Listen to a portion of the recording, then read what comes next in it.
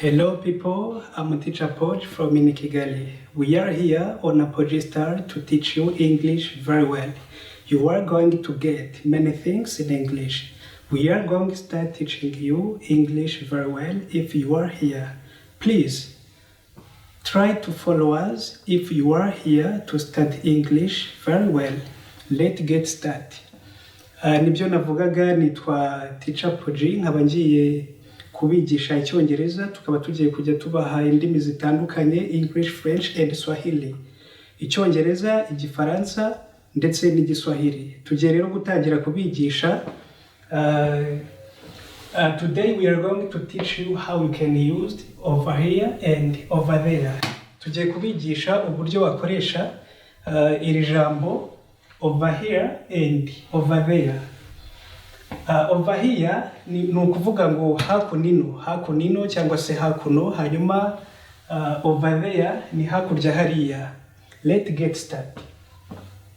We have in examples in sentences. Dufite ingero zitandukanye mu nteruro. The first, come over here please.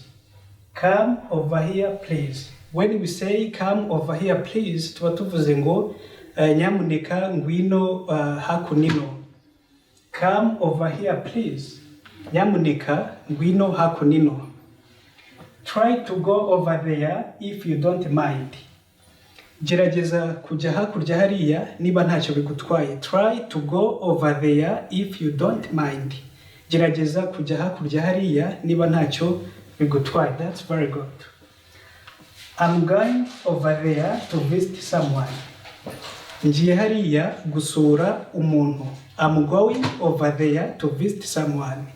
Iyo tuvuze ngo I'm going there to visit someone, ubuvuze ngo ngiye hakurya hariya gusura umuntu.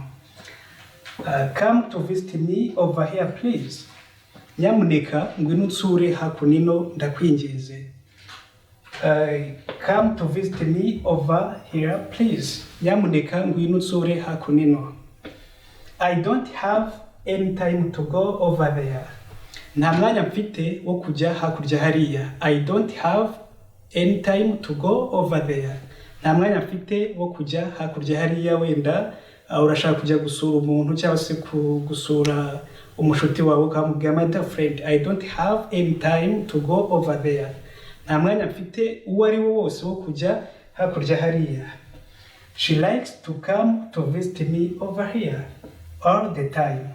Akunda kuza kunsura hakunino igihe cyose cyangwa se ibihe byose. She likes to come to visit me over here all the time. Akunda kuza kunsura hakunino ibihe byose cyangwa se igihe cyose. Twabigishije ko she ikoreshwa ku gitsina gore cyangwa se ku bakobwa, hanyuma tubigisha ko he ikoreshwa ku gitsina gabo. She likes to come to visit me over here please. Or she likes to come to visit me over here all the time. Akunda kuza kunsura hakunino ibihe byose cyangwa se buri gihe. I shall meet you over there. Dushobora guhurira hakurya hariya, dushobora guhurira hakunino, mu by'ukuri dushobora kuba twahurirayo. I shall meet you over there. I'm sorry, over there, don't say over here. I shall meet you over there. I shall meet you over there. Shobora guhurira nawe hakurya hariya cyangwa se hakurya hariya. Yeah, that sounds great. I shall meet you over there. Dushobora kuba twahurira hariya, wenda tugapanga gahunda zitandukanye. Yeah, does it make sense? I hope that you understand what I'm saying. Ndizera neza nashidikanya ko urimo kumva ibyo ndimo kukwigisha. I shall meet you over there. Mu by'ukuri dushobora kuba twahurira hariya hakurya, tukagira wenda ibyo dupanga. I hope that this lesson is here to help you and improve your level in English. First of all, I'm teacher Apoj. We are here to teach you English very well, and we are going to get and to give you many things in this channel.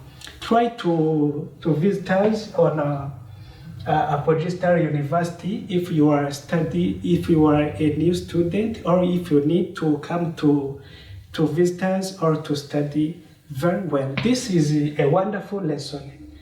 This lesson is going to help you, please. Nibyo twavugaga rero, iri somo rigiye kuba ryabafasha rikabaha ubumenyi butandukanye, kandi tugiye mu by'ukuri kujya tubaha amasomo menshi, amasomo y'Ikinyarwanda, Icyongereza, Igiswahili ndetse n'Igifaransa. Bye bye. See you for the next lesson.